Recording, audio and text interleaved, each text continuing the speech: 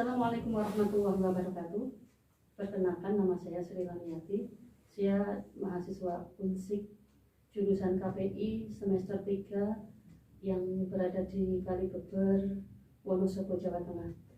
Di sini saya akan mewawancarai dari Bapak Amiruddin selaku pengelola atau direktur dari stasiun radio Purnama Sidi Wonosobo, yang katanya radio tersebut adalah radio yang tertua yang ada di Wonosobo. Kita langsung saja ya Pak.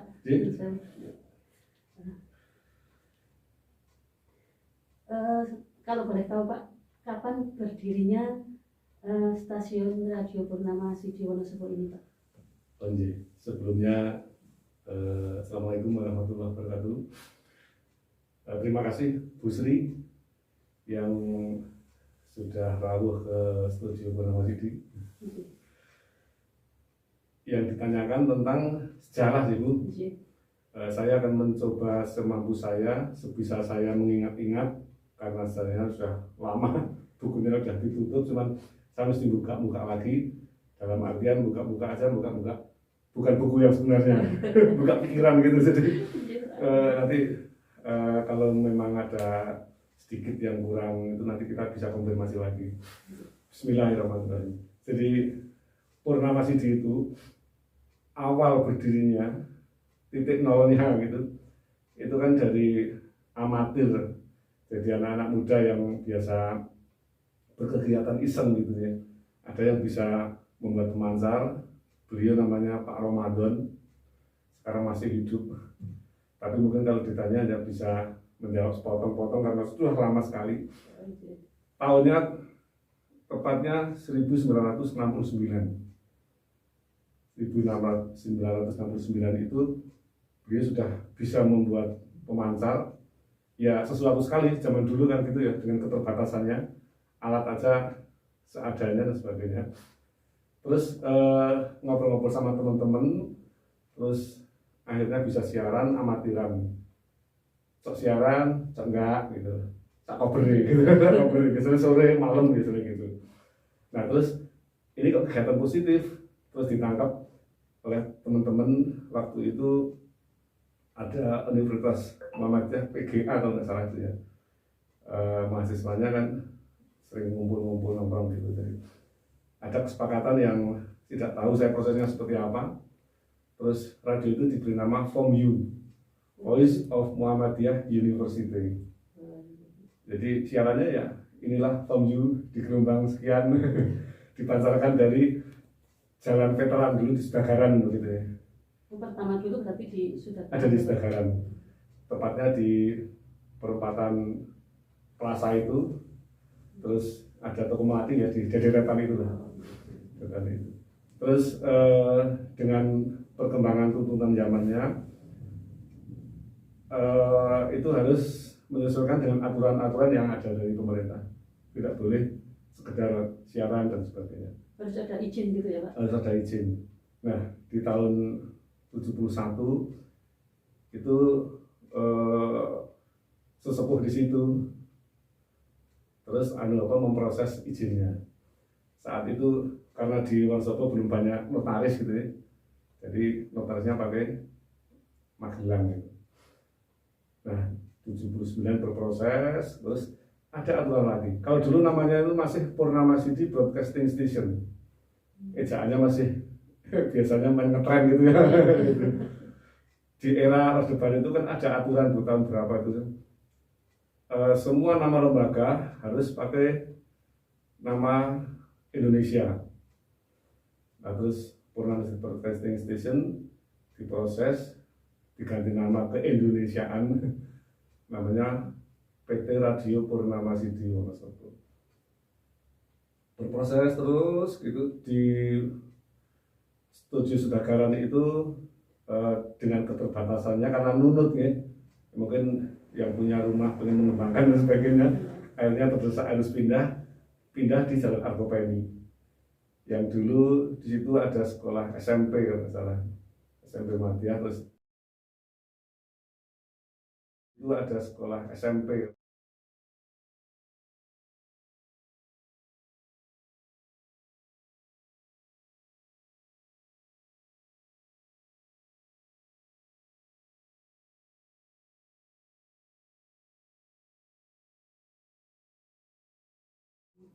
itu nyekat kantor di situ studionya.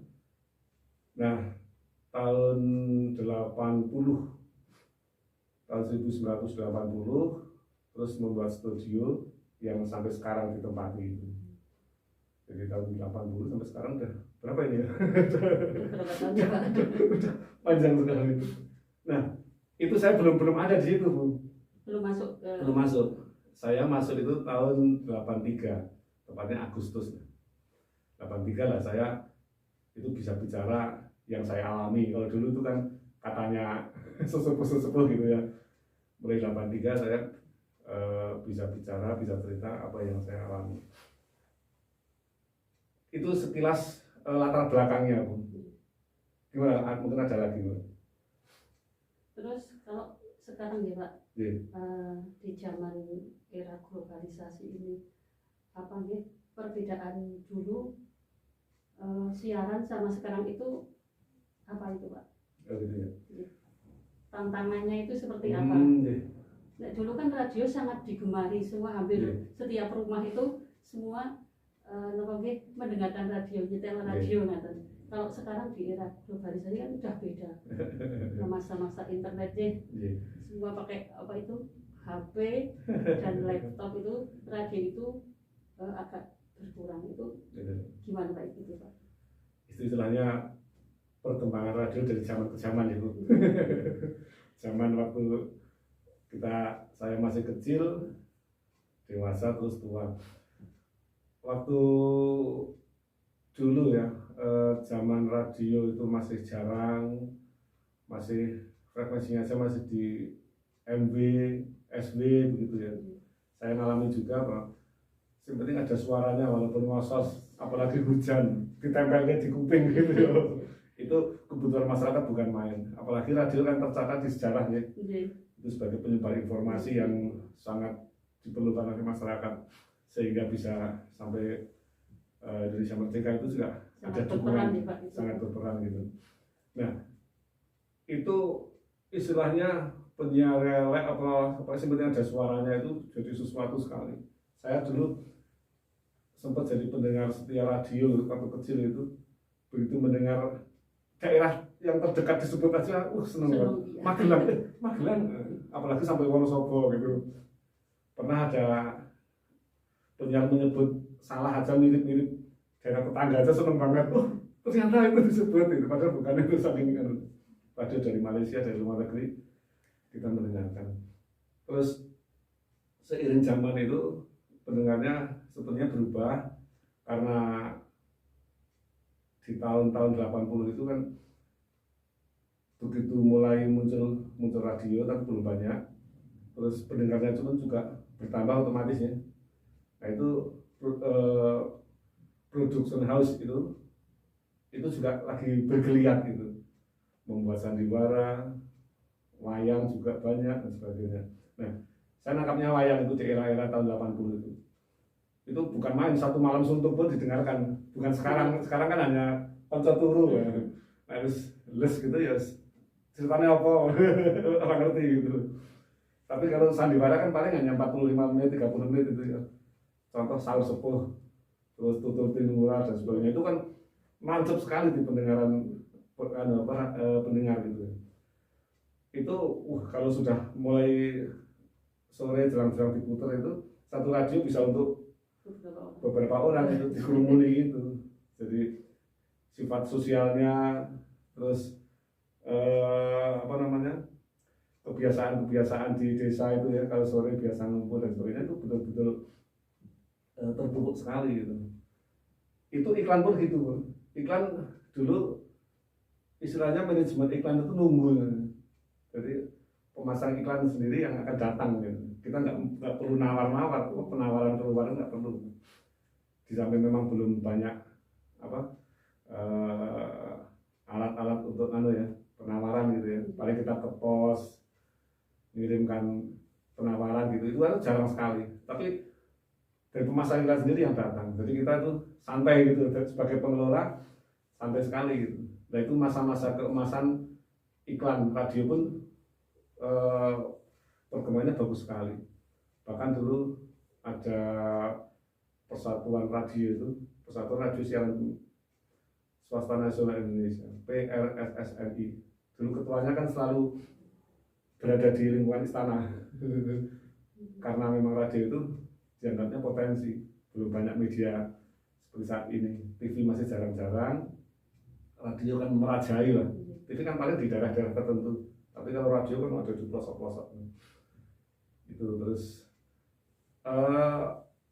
sebagai perencana program dulu juga santai sekali, tidak terlalu pusing-pusing ini acara akan diterima pendengar atau tidak.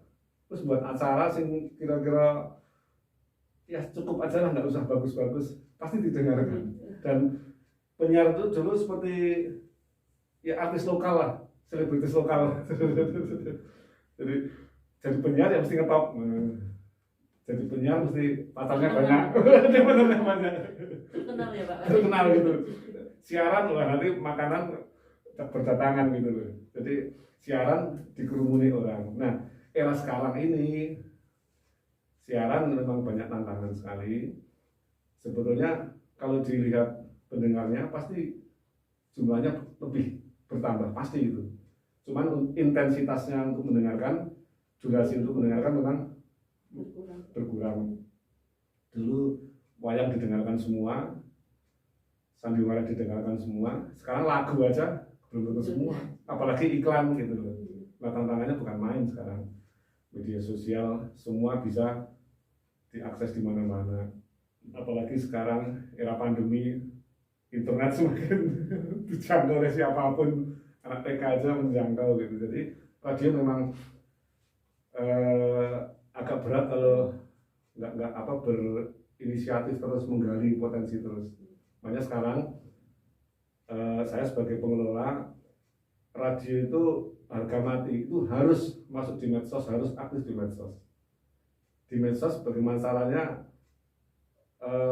bisa didengarkan walaupun sepotong-potong mungkin rekamannya atau cuplikannya dan sebagainya.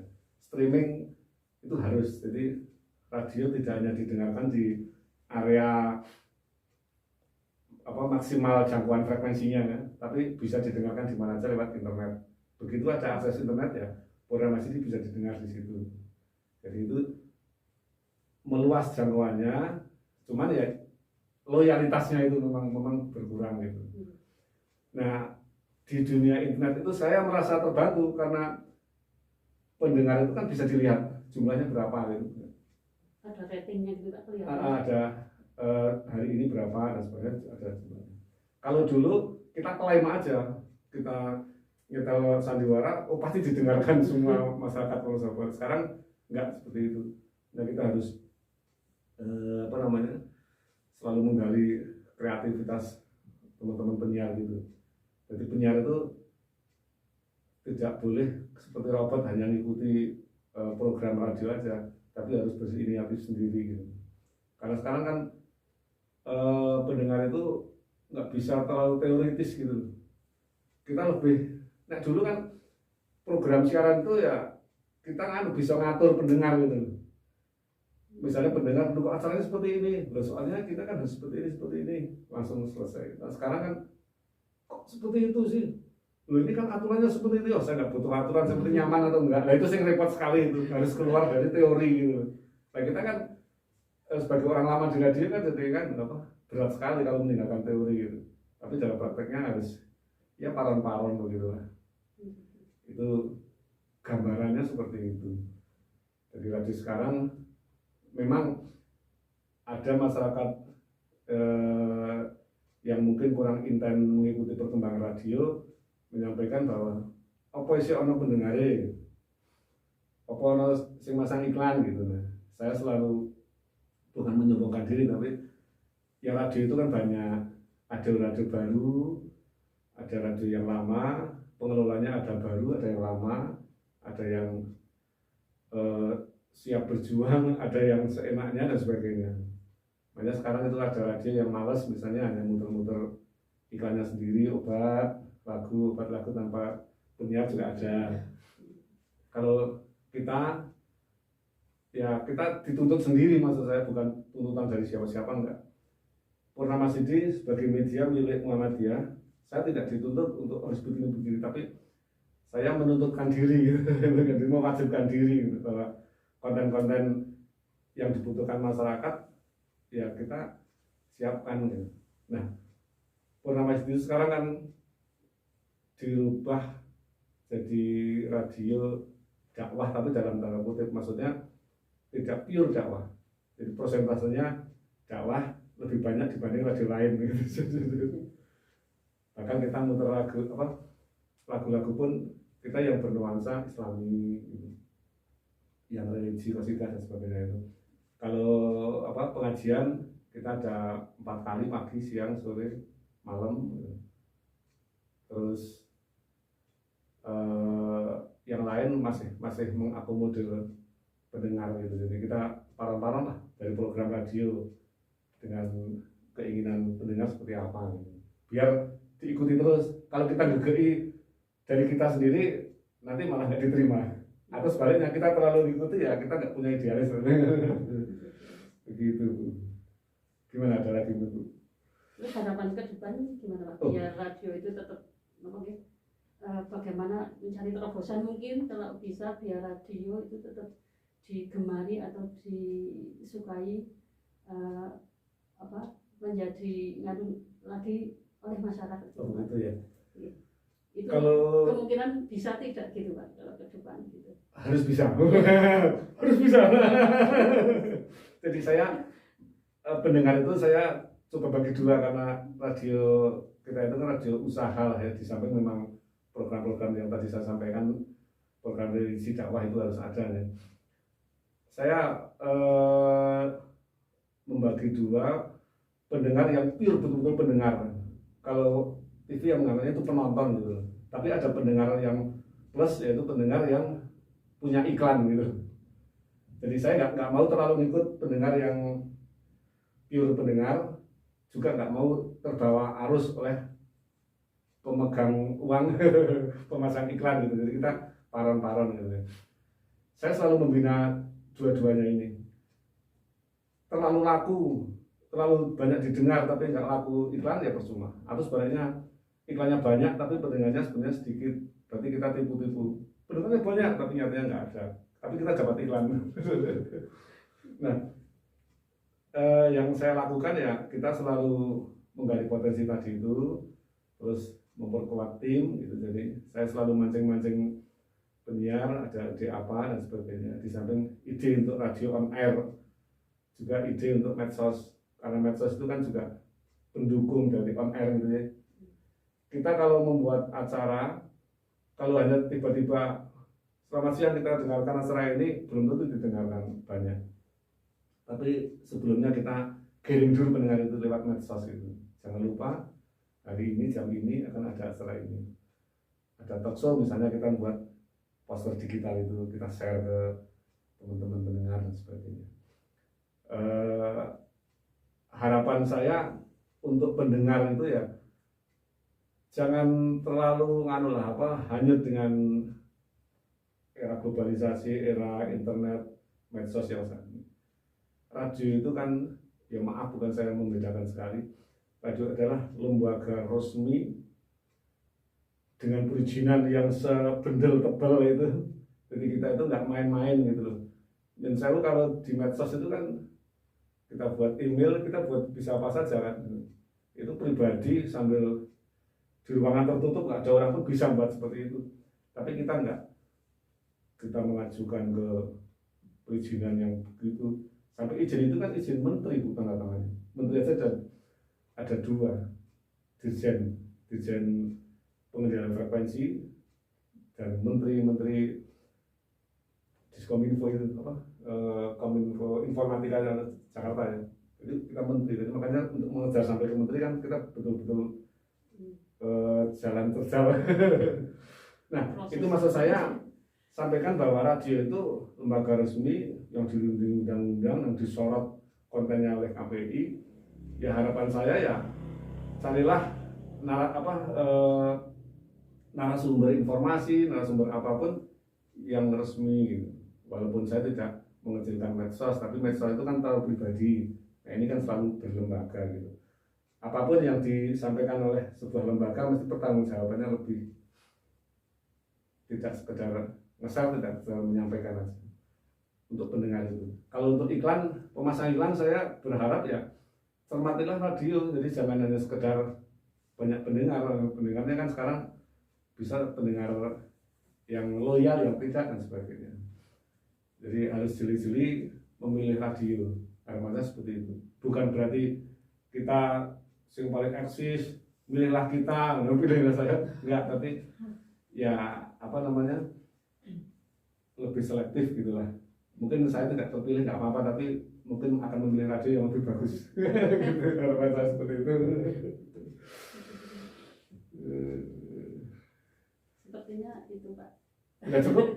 Alhamdulillah. Cukup dulu. Terima kasih atas penjelasan dari Bapak yang Yes. insya Allah sangat bermanfaat Yes. untuk kita dan untuk pemirsa dan mungkin untuk pendengar yang ada di Wonosobo khususnya dan untuk di Indonesia pada umumnya.